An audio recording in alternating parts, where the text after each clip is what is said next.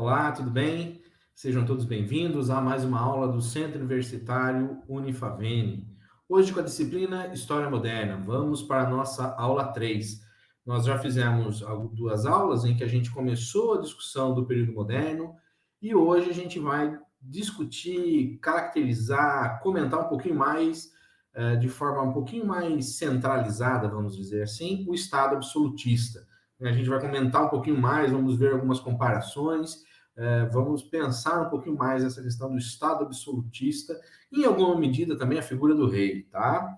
Para isso, pessoal, eu estou colocando aqui uma introdução, tá? E lembre sempre que, normalmente, ou eu trago um texto que é de algum autor da época, ou algum historiador importante, ou mesmo os textos que fazem parte do material didático de vocês. Eu acho que é uma forma boa da gente interagir, a gente pensar, a gente discutir o próprio texto que vocês utilizam. E aqui trata-se disso, tá?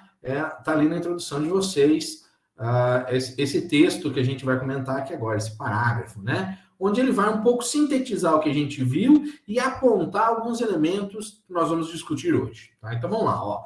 O Estado absolutista, organizado sobre os moldes monárquicos, tem como característica mais evidente a concentração de todos os poderes na mão do rei. Quais poderes? Criação, execução e julgamento, em especial das leis. Então, o Estado absolutista é, por excelência, um Estado monárquico, ou seja, há um monarca, há uma família real estabelecida. E, em especial, também, a gente precisa pensar que é uma família, é uma monarquia, e que entende que o seu lugar na sociedade foi escolhido por Deus.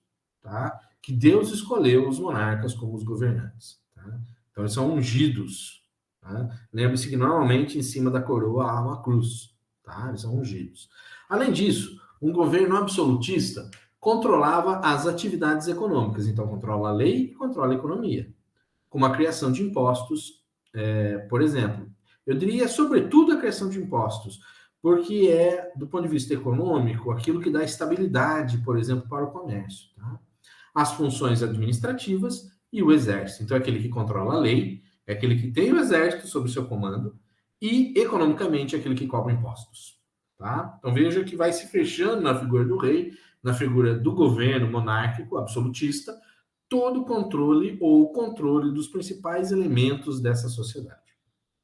A nobreza e o clero foram gradativamente tendo de reorganizar o seu espaço de poder diante da ascensão das burguesias nacionais, classe que naquele momento histórico desempenhou um papel revolucionário ao ajudar a acabar com os regimes feudais. Então, não só bastava a figura centralizada do monarca, ao surgimento de toda uma classe social, de todo um grupo de pessoas, que a gente vai entender aqui como burguesia, né, em especial os comerciantes, do que lidavam com dinheiro propriamente dito, e essa classe social começa não só a ajudar a formar e a delinear um pouco o Estado moderno, como também vai querer lugar de poder nesse processo, né?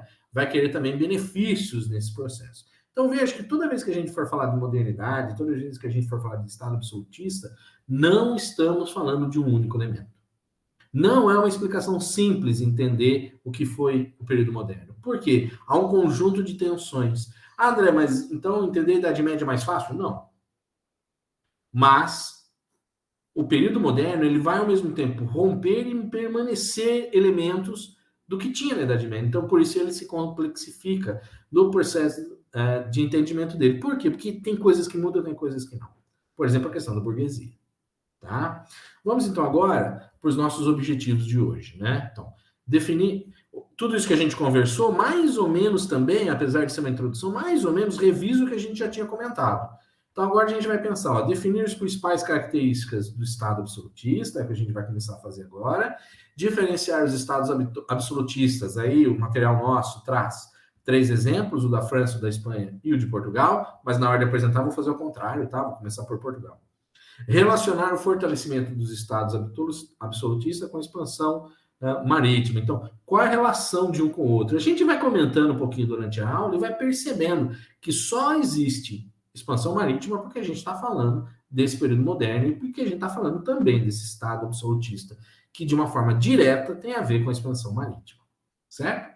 Então vamos lá. Eu, como a gente já conversou em outros momentos, eu acabo seguindo a ordem do próprio texto de vocês, tá? Então, ó, por exemplo, aqui, ó, quando eu coloco contexto histórico dos estados absolutistas, é um tópico lá do seu texto. Então, eu estou seguindo o texto de vocês e comentando, estabelecendo aqui a possibilidade de uma interpretação desse material com vocês, tá? Então, vamos lá, ó.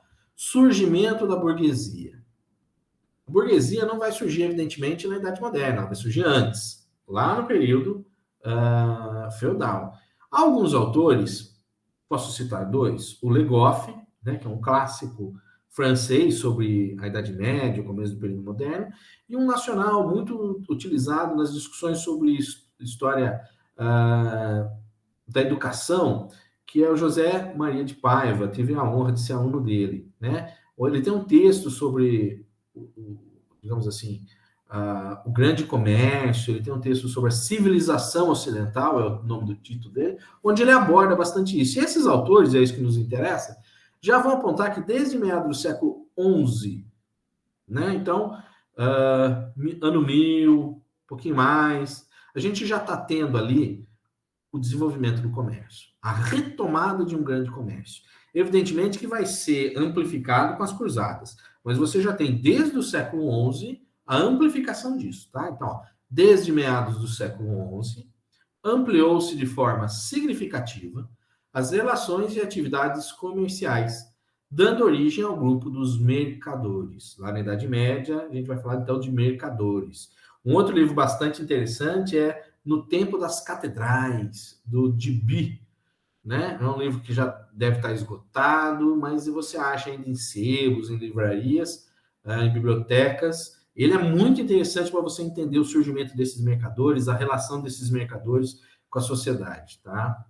Esse grupo, ao se fortalecer economicamente e, consequentemente, politicamente, então, esses mercadores, decorrência do comércio, vão se fortalecendo economicamente e politicamente, acaba aos poucos se colocando como uma força, mesmo com as restrições da igreja, né? Em especial ao lucro e à usura. Eles entendiam que o tempo é de Deus e não deveríamos ganhar dinheiro em cima do tempo, porque o tempo é de Deus. E social, né? Na medida que vai estabelecendo relações com a nobreza feudal, colocando empecilhos e privilégios. Então, esses mercadores vão aos poucos estabelecendo relações novas, social e culturalmente com a comunidade, e eles vão aos poucos, né, tornando-se então burgueses. Eles começam com uma ideia de mercador, aquele que vai até um lugar, traz produtos e comercializa de alguma forma, até a sua forma mais sofisticada mesmo do processo burguês, tá? Então, esse mercador vira o burguês. E é ele que vai ser um personagem que vai intensificar as relações no período moderno. Vamos lá, ó. Burguesia. Buscando proteção e espaço, né? Resistindo ao clero e à nobreza, porque tanto o clero, na medida que encontrava nele ali um pecado, né, do comércio, quanto com relação à nobreza, porque via na burguesia algo que ela não tinha, que era o dinheiro propriamente dito, aproxima-se do rei. Então, vejam que é um jogo de forças. Nós vamos olhar aqui depois, comentar um autor chamado Norbert Elias. Ele vai falar muito disso. O período moderno e a sociedade de corte é uma sociedade de tensão. É uma sociedade que constantemente está reorganizando a relação de poder e reorganizando essa relação de poder em torno do rei. Então, ó, buscavam proteção e espaço, aproximando-se do rei, patrocinando o rei e defendendo seus interesses. Então, é ela, em grande medida, que vai financiar o exército, ela, em grande medida, que vai financiar reformas, construções que o rei deseja fazer, né? Porque ela precisa participar cada vez mais da sociedade e buscar proteção. O aporte financeiro ao rei permitia que esse tivesse maior capacidade administrativa e controle do reino, via centralização política. Essa centralização era integração econômica, judiciária e tributária, favorecendo e dando maior segurança às atividades comerciais da burguesia. A burguesia se aproxima do rei não só para ter uma proteção, mas também para conseguir isso. Na medida que o rei está centralizado e ele estabelece regras, as regras são para o comércio também. E isso gera uma certa estabilidade, isso permite que o comércio seja previsível. E previsível no sentido do custo, do lucro, dos processos, das dificuldades, inclusive. E esse processo todo vai trazer uma coisa aqui para a gente, que é interessante a gente comentar, que é uma nova forma de riqueza. Claro que a posse de metais preciosos sempre foi valorizado e importante. Mas se a gente olhar e lembrar dos nossos estudos sobre Idade Média, a grande riqueza na Idade Média era a posse da terra, né? Aquilo que diferenciava efetivamente as pessoas era ou ser da igreja ou ser da nobreza. E ser da nobreza significava títulos e terras. Agora, na Idade Moderna, vai surgir uma nova categoria de riqueza, diferente, que é a posse do dinheiro. É o dinheiro não mais via ou coleta de impostos, ou extração, ou trocas comerciais, mas diretamente relacionado ao mercado. É o acúmulo do dinheiro que vai ser agora a diferença, né? A acumulação primitiva do capital. Isso é um conceito importantíssimo para a gente entender isso. O que diferencia, em grande medida, a Idade Média, não é a única explicação, tá? Mas uma explicação importante é o que diferencia a Idade Média do período moderno é a sua forma de produção de riquezas. E não só a sua forma de produção de riquezas, como também a sua forma de lidar com o dinheiro. O dinheiro agora como riqueza propriamente dito, como acúmulo. E isso é um produto diferente da terra, né? Isso é um elemento diferente. E aí que a burguesia entra. A burguesia não possui terras, necessariamente. A burguesia não tem títulos, ela vai comprar aos poucos. A burguesia tem dinheiro. E esse dinheiro, nesse momento, interessava também ao rei, porque com isso ele conseguia financiar um conjunto de atividades que ajudavam ele a se tornar central nesse processo, né? Ele se tornar, termo que vai ser utilizado para defini-lo, absoluto, né? É nesse processo que você tem, então, a financiarização, vamos dizer assim, né? Tornar tudo financeiro. E isso é importante nesse momento, isso é uma grande diferenciação. A nobreza, então, buscava uma nova relação de forças e também de pertencimento, buscando manter seus privilégios. O que a nobreza vai tentar fazer? Ela vai tentar buscar um conjunto de elementos que mantenham o seu prestígio, seja ele se aproximando de comerciantes, seja em alguma medida participando também do comércio, mas principalmente fazendo parte da corte. Principalmente estabelecendo relações diretas com o monarca, fazendo-se perceber ao monarca, fazendo-se importante ao monarca. Por exemplo, a sociedade de corte, sabe? Fazer festas, participar das festas do rei, ser agraciado, ser percebido pelo rei. E aí a gente vem com a noção da sociedade de corte, que é a relação de pertencimento ao entorno do rei, com seus rituais de etiqueta e pertencimento, né? Quando a gente fala de etiqueta propriamente dita, é nesse momento que ela está surgindo, né? O jeito de usar o talher, o jeito de se comportar numa mesa, o jeito de se vestir, a roupa adequada para cada situação, né? Buscando proteção e privilégios em um Estado centralizado, atuando nos principais cargos da burocracia estatal. Então, nobreza vai buscar se fortalecer e se proteger via sociedade de corte, burguesia vai tentar se fortalecer e proteger também chegando perto ao rei, não via sociedade de corte, mas às vezes financiando o rei em seus objetivos, em suas demandas junto à sociedade, né? Aí eu trago para vocês uma passagem que está também no livro, que fala do Elias, né? Passagens do professor Elias, né? Em que ele nos ajuda a pensar um pouquinho essa sociedade de corte, tá? Vamos lá, ó. A ordem hierárquica, então, seu lugar nessa sociedade, a ordem hierárquica na sociedade de corte oscilava incessantemente. Veja, dentro da corte, a sua posição, o seu prestígio era de forma bastante intensa, vulnerável, oscilava. O equilíbrio no seio dessa sociedade era instável, como dissemos. Às vezes, tratava de pequenos abalos. Um comentário que o rei não gostou, uma atitude que o rei não gostou, quase imperceptíveis, um sorriso, que alteravam ininterruptamente a posição dos indivíduos e sua distância em relação aos outros. Distância aqui, a mais importante em relação ao rei. Acompanhar esses abalos, né? Então, a gente está falando quase que é uma história da fofoca, né? E é isso mesmo, porque esse conjunto de boatos, esse conjunto de intrigas, era a própria essência da sociedade de corte. Acompanhar esses abalos, estar a par de suas causas e consequências, era algo vital para os cortesãos. Pois Era perigoso comportar-se de modo hostil em relação a alguém cuja trajetória na corte estivesse em ascensão. De repente, alguém que começou a ser agraciado por rei, você cria uma discórdia com essa pessoa. Mas ela está mais próxima ao rei do que você, por exemplo. Ela vai disputar com você o lugar do rei, né? O lugar seu perto do rei. Não menos perigoso era ser abertamente amistoso em relação a alguém em queda dentro da hierarquia. Ao mesmo tempo, se mostrar próximo, se mostrar amigo de alguém que por acaso caiu em desgraça com relação ao rei, também é perigoso. E também se você poderia ser colocado de lado como pertencente não ao rei, mas a esse que caiu em desgraça. Veja que é um jogo de tensão, né? É um jogo de poder, mas é um jogo de muita intriga, é um jogo é uma fofoca. Veja, uma sociedade de fofoca. No fundo, isso controlava o poder. No fundo, isso pode estar decidindo guerras. No fundo, isso pode estar decidindo sucessões dentro da monarquia. Olha, casamentos, traições. Veja, é uma sociedade de corte. E esse processo faz parte, porque isso se diferencia do resto da sociedade. Isso tudo que nós estamos comentando nesse parágrafo é dentro da sociedade de corte. Mais atenção da igreja, mais atenção da burguesia, mais atenção no conjunto de outros elementos. Tá? Mas isso caracteriza algo que até então, dessa maneira, nunca tinha existido.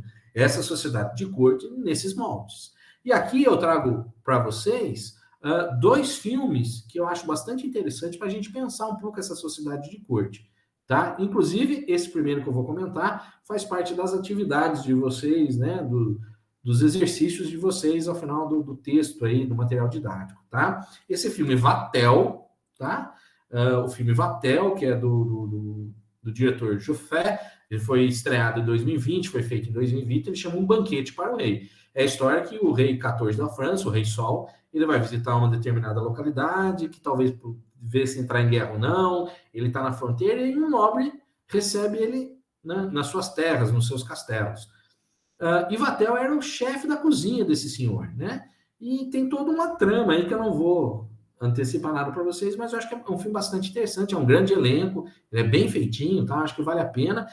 E vale a pena a gente pensar dois elementos aí. Primeiro, o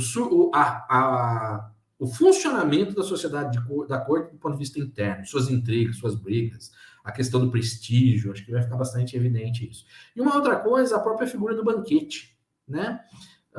E muitos atribuem a Vatel como mais ou menos o primeiro chefe gourmet moderno, tá? Diz que é ele que inventa a questão, algumas comidas, eu não vou antecipar para vocês verem lá no filme, tá? O outro que eu coloco, já um pouquinho mais novo, é o filme Maria Antonieta, um filme muito importante, é da Sofia Coppola, né? Porque também coloca a figura da mulher como central nesse processo, que vai falar desse personagem histórico bastante controverso, também chamado Maria Antonieta, né?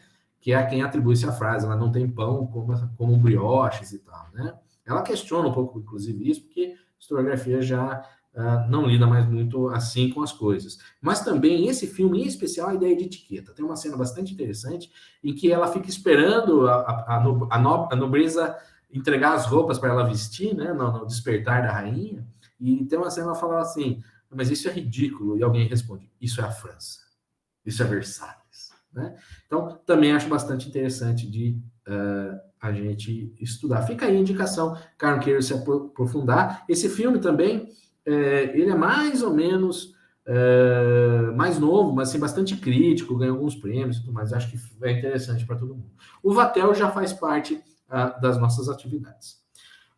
Um outro autor também importante que ajuda a gente a definir um conjunto grande aí de questões com relação a Idade Moderna e o absolutismo é o autor Pierre Anderson, tá? Que faz parte aí do material nosso didático também. Ele tem um livro bastante importante chamado sobre a figura do rei, né? A fabricação do rei. Eu acho que é um texto bastante interessante também para vocês. Quando eu cito esses textos, pessoal, seria interessante pegar um deles e tentar ler inteiro, para ter um pouco mais de conjuntos de informações e ajudar a entender. O Anderson é um autor muito importante. Então, ele diz isso sobre o Estado Novo, sobre o Estado moderno.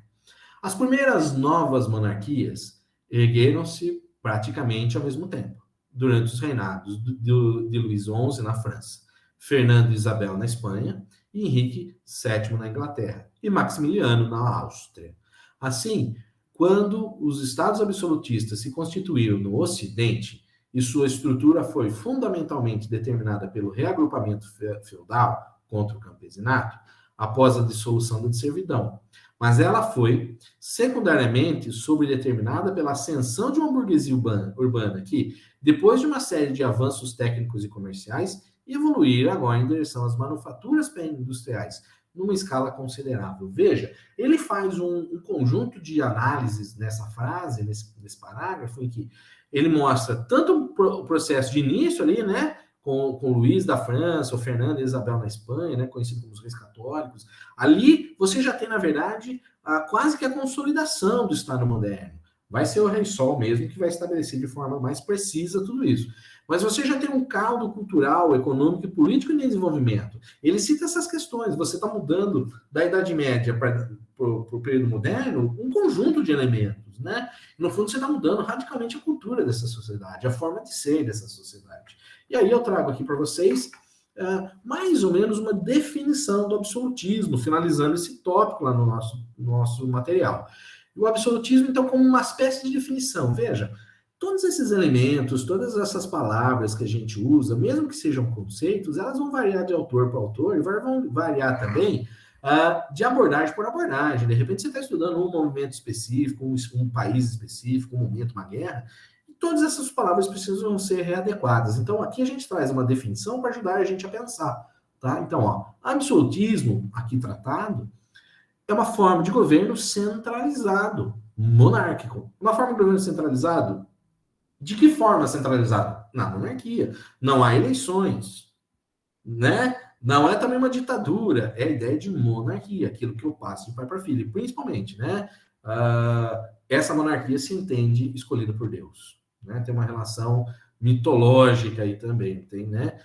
Um elemento que se considera quase religioso com relação à monarquia também, em que o soberano personifica, identifica o Estado. O Estado sou eu. Eu sou o sol da França, vai dizer o Luís XIV, né? Exercendo centralização administrativa, política, economia e jurídica. Estado que busca características nacionais. Veja, então, ele controla a política, a economia e as leis.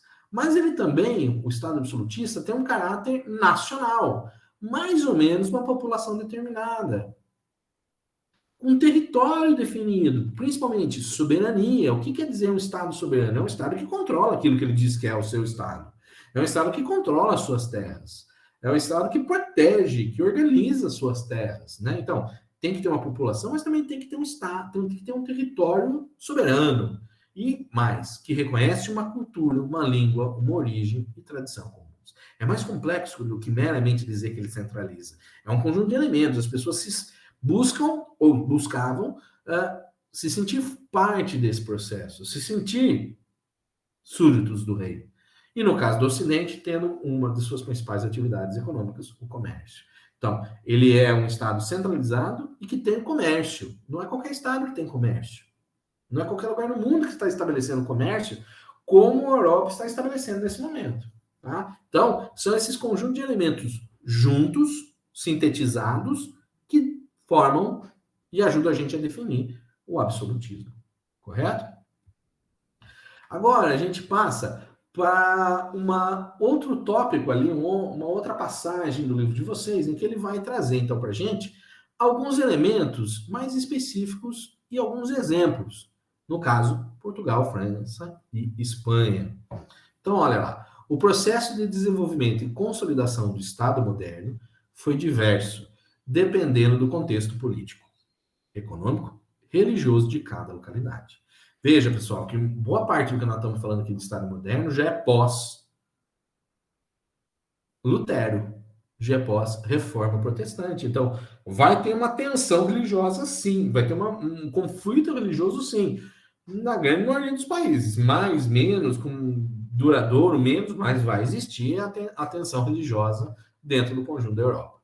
Faremos abaixo alguns comentários sobre os 3 casos específicos. Vamos lá, então. O primeiro que eu trago para vocês é o caso de Portugal.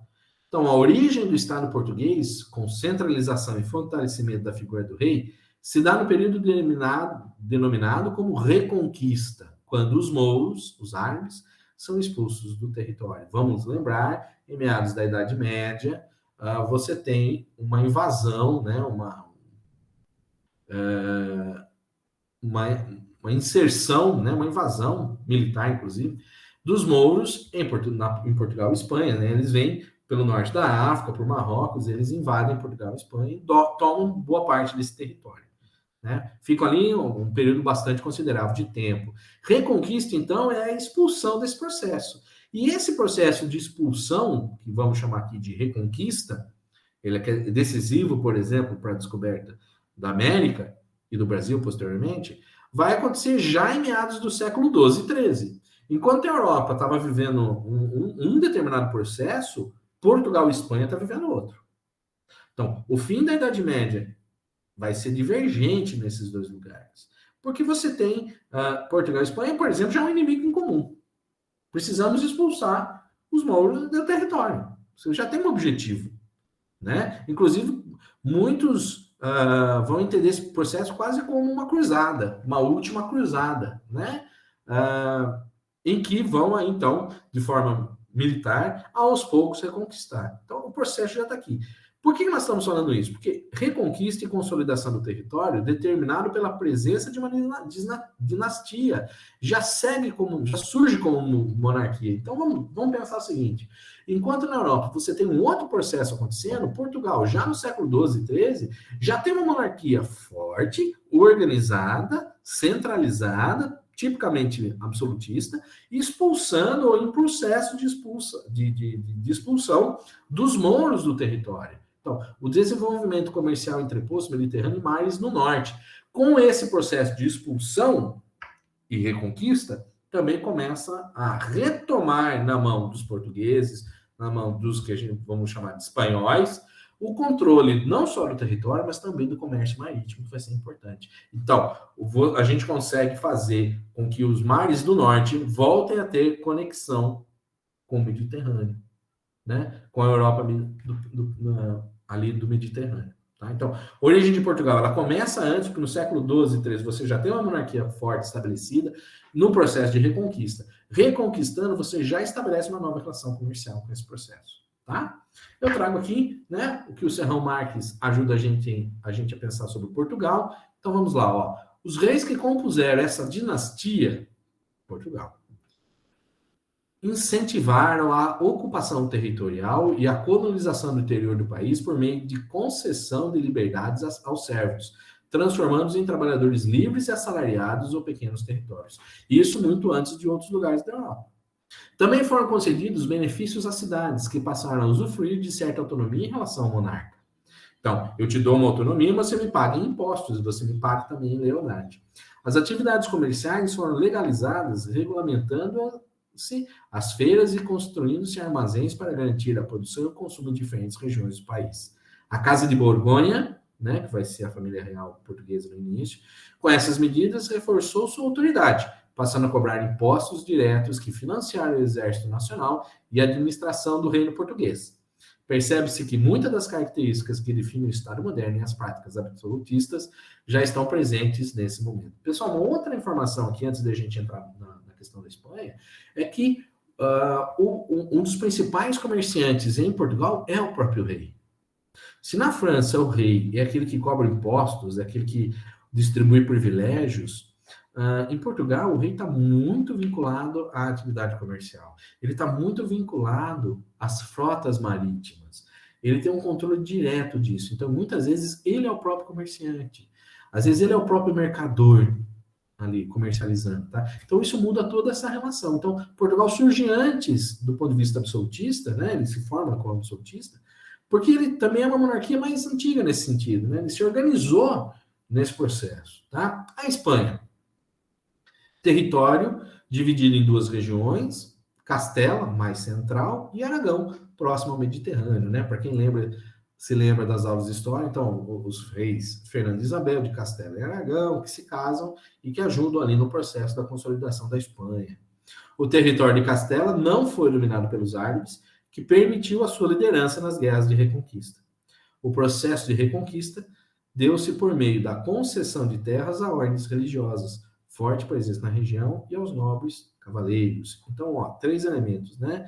a importância de Castela e Aragão no processo de formulação do que vai ser a Espanha na modernidade, o fato da região de Castela nunca ter sido completamente dominada pelos árabes, então deu um sentimento de pertencimento, deu uma possibilidade de organização de lideranças para um processo de reconquista, e a presença da igreja ajudando não só a administrar, mas a controlar parte da população e parte das atividades econômicas nesse processo. Então, veja, são elementos distintos também, em alguma medida, de Portugal, mas também distintos do que a gente vai ver na França.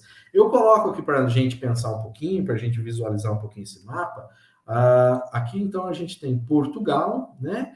E aqui o quadro está colocando assim, ó, Portugal, né, o Reino de Portugal em 1200, né? Então, ó, Portugal aqui, então, Porto, a ideia do Portus Cali, que posteriormente vira Portugal, né? Então, já é um lugar que era vinculado à ideia de atividade marítima, Lisboa aqui mais abaixo, então, Portugal, que posteriormente vai conquistar esse outro território. Então, ele vai ser essa ponta aqui, né, entre o Mediterrâneo e o Atlântico. Tá? Então, Portugal depois ele avança, ele vai conquistando aqui no processo de expulsar mesmo, né? Jogar para o mar, devolver para Marrocos, vamos ver que está aqui embaixo, né? Isso aqui é a África, aqui no canto.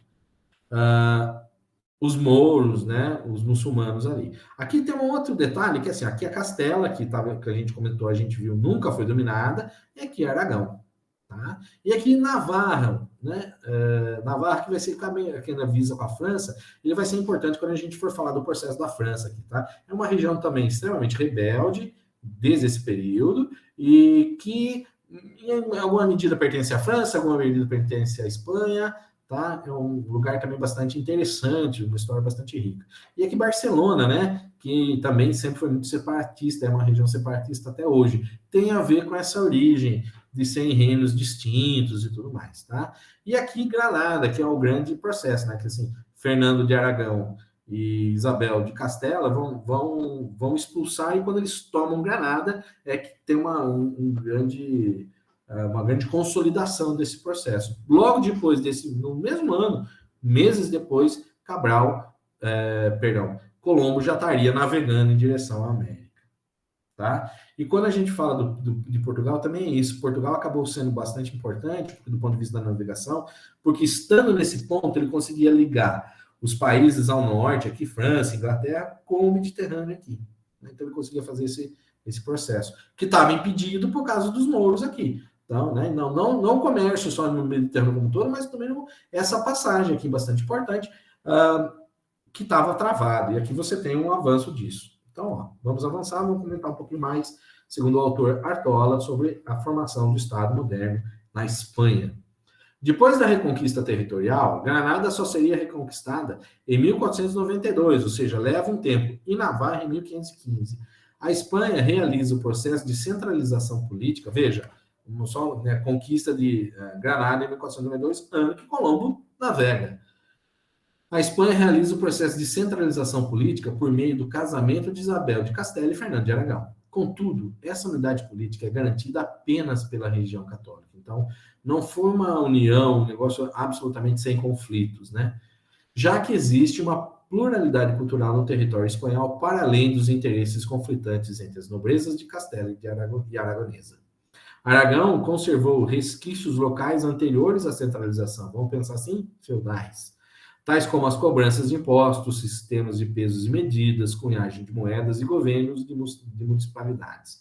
Assim, garantia certa autonomia política e econômica. Né? Então, veja, é um processo diferente de Portugal. É um processo também diferente do que a gente vai ver da Espanha. Aqui eu trago também alguns aspectos que é bom a gente comentar, então, sobre o Estado absolutista espanhol. Religiosidade e intolerância, eles vão ser bastante intolerantes nesse momento, em especial aos judeus e aos muçulmanos. Veja, é um processo de reconquista em que aflora esse sentimento de ódio com relação a esses grupos, e no caso dos judeus e muçulmanos, porque entendiam que tinham roubado o seu território e tudo mais, né? Vai ser um Estado muito rico e poderoso, vão lembrar, eles vão ter as navegações como centro, né? E casamento entre monarquias. A Espanha vai ser muito procurada para casamentos no território europeu. Lhe renderam não só territórios e influências. E se a gente pensar também do ponto de vista da navegação, há uma questão importante, né, que a maior frota militar, vamos dizer assim, a maior marinha, vai ser a armada, a famosa Armada Espanhola, né, que vai ser extremamente importante, vai ser grande, rica, moderna, os navios e tal, por período, inclusive com questões ambientais até hoje não resolvidas, porque devastaram um conjunto grande de florestas para fazer essas navegações, né? Porém, internamente pouco desenvolvida. Se por um lado você tem um conjunto de elementos novos, então, internamente a Espanha não se desenvolveu. Você não tem um comércio internacional desenvolvido, mas não internamente, né? Um processo ainda bastante arcaico internamente. Então, desenvolvido por um ponto bastante importante na construção do Estado absolutista espanhol, que a gente pode considerar, é que se do ponto de vista internacional Espanha é um país absolutamente desenvolvido, tem um comércio internacional bastante grande, vamos lembrar das grandes navegações, internamente não necessariamente isso se deu da mesma forma, tá? Internamente, ela é menos desenvolvida do que o seu comércio externo. Então, o comércio interno na Espanha ele não é tão forte, tão organizado, tão estabelecido como é a sua relação internacional. Né? A frota espanhola é extremamente importante para esse período. A gente, tanto do ponto de vista militar, o termo que se usava era a Grande Armada Espanhola, né? Em especial a guerra que ela vai estabelecer com a Inglaterra, a guerra que ela perde, vamos lembrar, né? Com a Elizabeth I, mas também do ponto de vista da capacidade que ela tinha de fazer o comércio internacional. Né? Não à toa, além da descoberta das Américas com Colombo, o processo que Espanha e Portugal vão desenvolver na busca de chegar até as Índias. A busca por essa nova rota comercial, a busca por esse desenvolvimento. Então, se internamente não há um grande desenvolvimento comercial, externamente há. Né? Uma outra coisa é que, mesmo em alguns lugares dentro da Espanha, a gente vai ter, por exemplo, para a gente ter um nível de comparação, se internacionalmente é um grande comércio, nacionalmente você tem lugares ainda de servidão. Servidão muito próximo aos modelos do período medieval. Isso coloca a Espanha numa situação muito particular. Se internamente ainda meio medieval e externamente absolutamente moderna, absolutista, comercial, né? Vinculada à questão monetária, da questão da moeda propriamente dito, porque parte dessa revolução, parte desse processo monetário que você vai ter internacionalmente tem a ver com a descoberta dos metais preciosos na América. Isso tem uma relação muito próxima, né? Então, ela se consolida com o Estado moderno mesmo nessas questões. Principalmente porque ela vai enriquecer economicamente. Ela vai ter dinheiro. E dinheiro significa exército. Dinheiro significa influência. E nesse processo, as navegações, elas acabam tendo um ponto-chave. Então, a França vai estabelecer, a Espanha vai se estabelecer como Estado moderno porque ela vai conseguir estabelecer relações de pertencimento e de comércio com outros lugares. Né? Ela vai redefinir o que é o mundo. Isso é muito relevante. Ela redefine o que é o mundo. Ela mostra que o mundo realmente é redondo. Tá? Isso é uma questão importantíssima nesse processo. Uma outra coisa é a forma com que a Espanha vai desenvolver sua religiosidade. Né? Então, a religião ela é parte do processo administrativo dentro da Espanha, e ela vai estabelecer relações tanto de, às vezes, apoio, às vezes de contrário, com relação aos papas, né? Então, acaba sendo muito importante.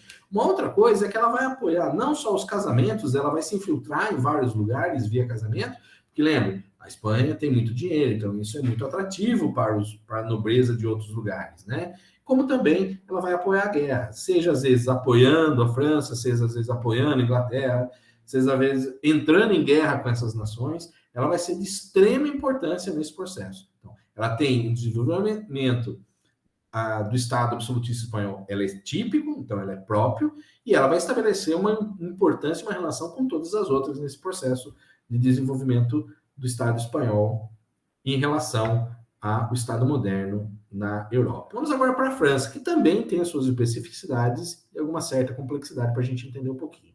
Eu aqui, evidentemente, não podia trazer todos os elementos nem em grande medida. Eu vou, então, comentar alguns aspectos que nos ajudam a pensar. Tá? Em especial, então, a Guerra dos 100 Anos e a questão religiosa. Porém, a gente vai comentar não de forma muito profunda, né? Porque para cada um desses aspectos seria necessário uma aula específica, com um conjunto de informações mais abrangente, tá? O mais importante para a gente aqui é tentar mostrar as conexões desses aspectos com a formação do Estado absolutista francês. Observem as datas, ó. 1347 a 1453, então do século XIV até metade, ali, meados do século XV. Famosa Guerra dos 100 Anos. Evidentemente que não teve guerra todo dia durante esse período todo. Você tem períodos de paz, período de conflito mais intenso, períodos de trégua, né? Um vai e volta, você tem um conjunto de outras coisas que vão acontecendo ao mesmo tempo, tá? Mas até a sua solução leva mais de 100 anos, tá? E como ela surge? Guerras com origem no processo sucessório da França, tá? Carlos IV da França morre em 1328, sem deixar filhos ou irmãos que pudessem suceder-lhe no trono. Não podendo ser sucedido por uma lei sálica, né, por mulher, através da lei sálica, então mulher na França não poderia assumir o trono, né? Isabel, irmã de Carlos, que morreu, francesa, porém mãe do rei da Inglaterra, né? Lembra que a gente falava das intrigas e tal? Aqui é bastante interessante. Então, a irmã do rei morto, que é francesa, porém mãe do rei da Inglaterra, reivindica o trono em relação ao filho. Né? O rei morreu, não tem substituto, o parente mais próximo que deve reivindicar é o rei da Inglaterra. Só que isso significaria para a França ser dominada pela Inglaterra. Né? Quem controlaria a França, quem governaria a França seria o rei inglês. E isso gerou um conjunto de conflitos dentro da França e um conjunto de guerras, né? Um grande problema, né? Você via um conjunto de questões que vão surgindo ali com relação ao processo de controle do território e mesmo questões de honra, né? Enfim, vai surgir. É durante essa guerra, por exemplo, que vai ter o surgimento e a morte ali da Joana d'Arc, né? Em 1431, já mais ou menos para o final, onde ela é presa, enfim, queimada viva, como herege e tudo mais. Então você tem uma guerra extremamente marcante. Se alguém tiver interesse, tem uma série chamada Os Reis Malditos, de um autor francês chamado Pierre Darmon, que vai falar então das guerras do 100 anos. Bastante interessante, bastante. Só que assim, ele fala do comecinho, não fala do desfecho, tá? Para repelir o exército inglês, a França, olha só, então, para ela evitar, porque a guerra então vem porque a Inglaterra avança em relação à França, invade a França e tenta dominar. A França é obrigada a buscar uma unidade militar e de coleta de impostos. Então, exatamente por conta da ameaça inglesa no território francês, a França é obrigada a se organizar. A França é obrigada a também estabelecer novas relações. E isso quer dizer o quê? Unidade militar, então, se unir militarmente e coletar impostos para esse exército. Veja, fortalecimento do rei. Quem vai centralizar isso é o rei. Né? Um outro aspecto, então, primeira guerra dos 100 anos. Segundo aspecto, revoltas populares. Nesse processo, você tem guerra, tem fome, você tem revoltas no campo, revoltas na cidade. A peste negra vai acontecer nesse momento. E você tem também algo, jamais no século ali 15, 16, é uma questão religiosa, porque você tem a reforma protestante. Não bastasse a Guerra dos 100 anos, 50 anos depois você tem a reforma protestante. E o que vai acontecer desse ponto de vista na França? O território francês do século XVI estava dividido entre católicos e protestantes. E você tem, então, a possibilidade do casamento da filha, né, de uma princesa francesa com um príncipe espanhol, no caso de Navarra, né, que a gente tinha comentado ali, né, no norte da Espanha, na divisa entre a Espanha e a França. E esse casamento Só que esse grupo de Navarra era protestante. E eles vão para a França para o casamento, acabam estabelecendo relações lá na cidade. E em 1572 você tem, não muito provado, mas muito provavelmente vinculado à coroa francesa, a Noite de São Bartolomeu, que é um massacre dos protestantes na cidade de Paris. Né? E que depois acabou se espalhando por um conjunto de regiões ali, né? Na região da França, né? Ao redor de Paris. Alguns chegam a falar em até quase 30 mil mortos, né? Alguns autores entendem isso já como um certo exagero. Mas você tem um processo violento de reformulação. E sobre isso eu trago aqui, então, um quadro da época, né, do François Dubois, falando aqui, retratando, né, reproduzindo um pouco a violência. E aqui um quadro já moderno, em que a Catarina de Médici, né, é a mãe da princesa que está aqui, e do rei que está aqui, né, o casal real, que casou não faz muito, visitando a rua, vendo o estrago na rua após a noite de São Bartolomeu, né? A noite trágica de São Bartolomeu, tá? Só que aqui já é o século XIX, pessoal, tomar cuidado com isso também, quando for usar imagens, né? Perceber, aqui é um quadro mais próximo do que aconteceu, talvez alguém que tenha até visto o processo. Aqui não, aqui já é uma representação posterior. Mas aqui, depois, essa personagem, Catarina de Médici, acabou sendo um personagem bastante importante na história, bastante influente no período, e sempre retratada como uma figura meio do mal, né? Uma coisa meio assim. Por isso aqui essas vestes e tudo mais. Não só porque ela já é viúva, mas também porque para dar esse caráter um pouco mais sombrio à história. Há um filme também chamado Rainha Margot, que é essa princesa aqui, né, em azul e branco, que é a que casa com o rei, que vai ser o rei da França, de origem de Navarra. A Rainha Margot, ela é um filme em que trata desse processo, vai aparecer a noite de São Bartolomeu, vai aparecer as intrigas, e eu trouxe aqui para vocês também, para ficar como sugestão, né, Rainha Margot, ou então, se preferirem, tem o livro A Rainha Margot, que é do Alexandre Dumas, ou Dumas, né, que é o mesmo que escreve o Conde de Monte Cristo, né, sobre os mosqueteiros, é o mesmo autor, é bastante interessante. Evidentemente que ele faz um romance, ele muda algumas coisas, mas para a gente pegar o espírito um pouco da realeza, das intrigas palacianas, eu acho que também pode ser um exemplo aí bastante interessante. Então aqui, ó, eu tento formular um pouquinho esse aspecto da formação do Estado moderno francês. Então, organização dos conflitos sociais e religiosos se deu a partir da figura do monarca. Então, todos aqueles problemas, o problema de sucessão da Guerra dos 100 Anos, o problema religioso, as questões de revoltas populares e mesmo as questões religiosas vão meio que se solucionar. A sua solução está na constituição de um monarca absoluto, né? Em especial, Luís XIII e Luís XIV. Tá? Monarquia centralizada e forte desenvolve um conjunto de cerimoniais que ganham importância na organização social. Né? Então, veja, o Estado absolutista francês ele vai se dar exatamente pela presença do monarca. Veja, diferente de outros lugares, diferente de Portugal, que tem um processo de reconquista, diferente da França, que era um país mais fragmentado, tinha questão interna de disputa, mas também interna com relação à reconquista, mas ao mesmo tempo descobre a América e isso muda a sua relação, ela estabelece um conjunto grande de vínculos em outras monarquias, e a França que tem uma questão interna também da construção do monarca, mas ao mesmo tempo a França vai acabar sendo um grande modelo para essa sociedade. Então, eu trago aqui o Florenzano, né, onde ele vai ajudar a gente a pensar esse Estado moderno francês.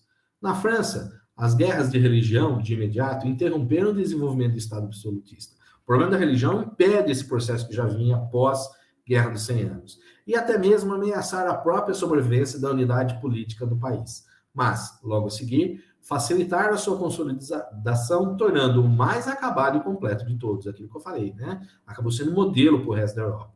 Uma espécie de paradigma de modelo a ser copiado e imitado.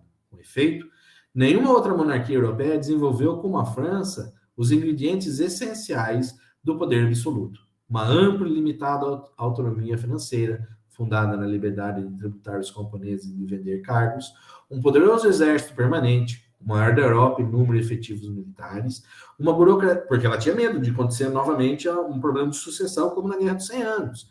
Uma burocracia também a maior da Europa e a mais complexa, a ponto de ter dado origem, ainda que temporariamente, a uma nova e distinta classe social, a nobreza de toga, a nobreza que vai ser dos funcionários públicos, vamos dizer assim, que ao se tornar vitalícia e hereditária, né, uma igreja nacional que, tendo em vista a experiência das guerras religiosas, não poderia admitir ou tolerar outras confissões. Daí a ideia, né, um rei, uma lei e uma fé, né?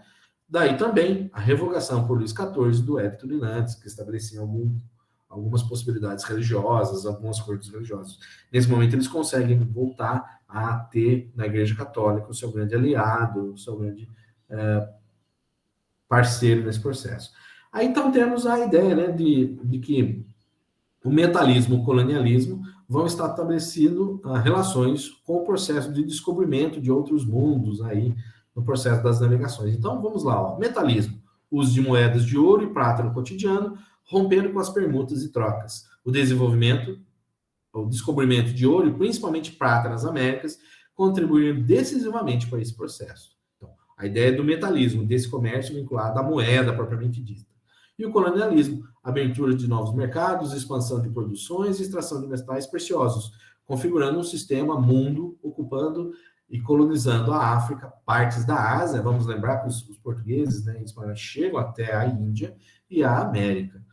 Né? Metalismo, mercantilismo e colonialismo, que necessitaram de um poder centralizador forte, o absolutismo, gerenciando as cobranças de impostos e as atividades comerciais em expansão e internacionalização. E, por fim, o último nosso tópico, o absolutismo e a expansão marítima, o Estado moderno e suas práticas absolutistas, exercendo um papel fundamental na expansão comercial marítima, intervindo e protegendo a economia, mobilizando investimentos e recursos, unificando mercados e eliminando obstáculos para o crescimento econômico.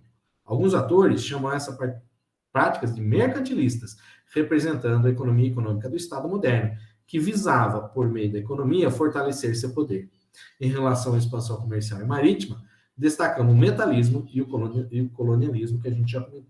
Então, metalismo e colonialismo tem a ver tudo com o processo das grandes navegações, da expansão marítima, mas elas só se dão também via absolutismo. E, novamente, né, que nosso tema da aula de hoje, que nós estamos analisando, é o absolutismo.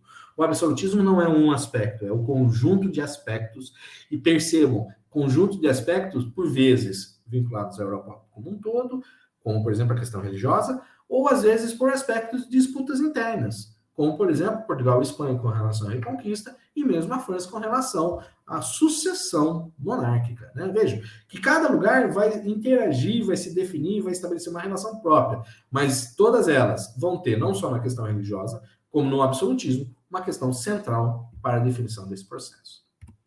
Com isso, pessoal, a gente chega ao fim da nossa aula de hoje, continue com seus estudos. Até mais, fico à disposição. Um abraço.